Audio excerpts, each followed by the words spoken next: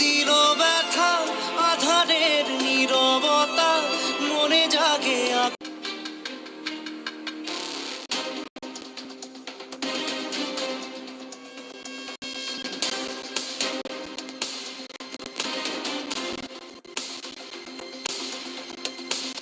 অবশেষে পুলিশের হাতে গ্রেপ্তার হলেন লীনা গঙ্গোপাধ্যায়। হ্যাঁ ভিউয়ার্স, ইতিমধ্যে তার গ্রেপ্তার হওয়া বেশ কয়েকটি ছবি সোশ্যাল মিডিয়াতে দেখা যাচ্ছে।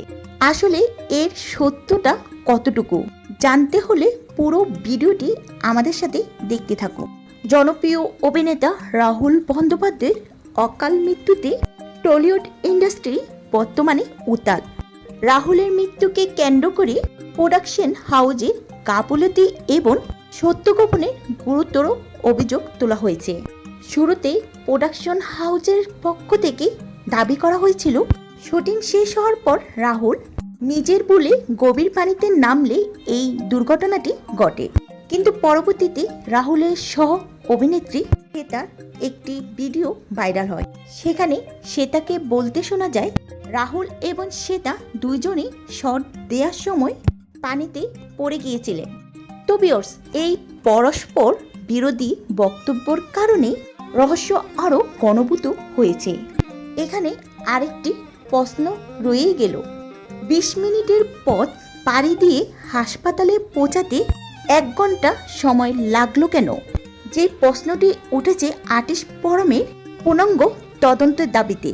রাহুলের আকস্মিক মৃত্যুর এই ঘটনার পেছনে মাস্টার মাইন্ড হিসেবে প্রোডাকশন হাউস অন্যতম কর্ণধার লীনা গঙ্গোপাধ্যায় নামটি উঠে এসেছে।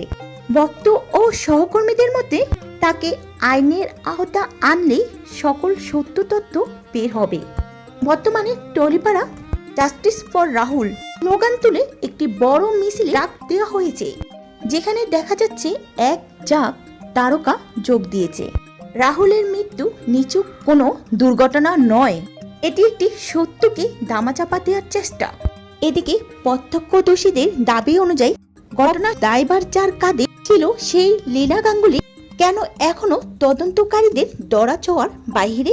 এই রহস্যময় অন্তরাল কি তবে কোনো বড় ষড়যন্ত্রের ইঙ্গিত দিচ্ছে না? কিছু জানার ছিল, এখনো জানা যায়, শেখা যায়। মানুষটা চলে গেলে কি হবে, যা রেখে গেছে তার অবদান অনেক কিছু। আর লীনা গাঙ্গুলিকে যেভাবে অপমান করা হচ্ছে, আমি এখনো বলছি তদন্তের মতো হোক, অন্যায় ধরা পড়ুক, সেটা কোনো কথা নয়, সেটা তার মতো করেই হোক। কিন্তু তারা কারাই অপমান করছেন, তারা নিজেরা কি? এমন তো হতে পারে যে ওই মহিলার উপরে তারা নিজেদের রাগ মেটাচ্ছেন। আমি এদের দলে থাকতে পারবো না, আমি আমার মতো এই তার আমি যাবো, আমি আর যাবো, আমি অসুস্থ, সেটাও কালকে জানানো আছে, এবং আমার কাছে তুমি চাইলে প্রেসক্রিপশন আমি তোমাকে দেখাতে পারি, কিন্তু পরেও আমি যাব, কারণ এটা উচিত, প্রেজেন্ট থাকাটা উচিত। কিন্তু তুমি যেটা বলছো, আমি এর উত্তর কিভাবে দেবো বলো, যে কেন এই লোকগুলোর সঙ্গে আমি কেন দাঁড়াতে যাবো? আমার কোনো ইচ্ছে নেই। সেই দিন আমার শোকতাপ করার জায়গা অন্য আছে। আমি কথা বলতে পারিনি, আমি শারীরিকভাবে বিধ্বস্ত।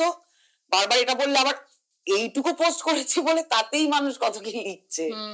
মানে প্রথম যখন ভাস্কর দা কিছু লেখেন, তাকে নিয়ে কত খারাপ। উনি তো একটা মিথ্যে কথা বলেননি, তাকে নিয়ে খারাপ কথা। আবার তাদের মনে হলো যে না, উনি ঠিক, বাকিরা ভুল। শুনুন, আমরা কে ভুল ঠিক বিচার করতে যাবেন না, নিজেরা ঠিক তো।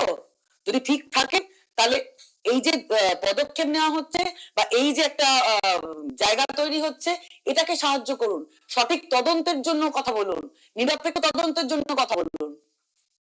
আর কি বলবো বলো, মানে মাঝে মাঝে না আমি নিজেকে হাই করে, আমি বললাম না আমি ডিস্টার্ব।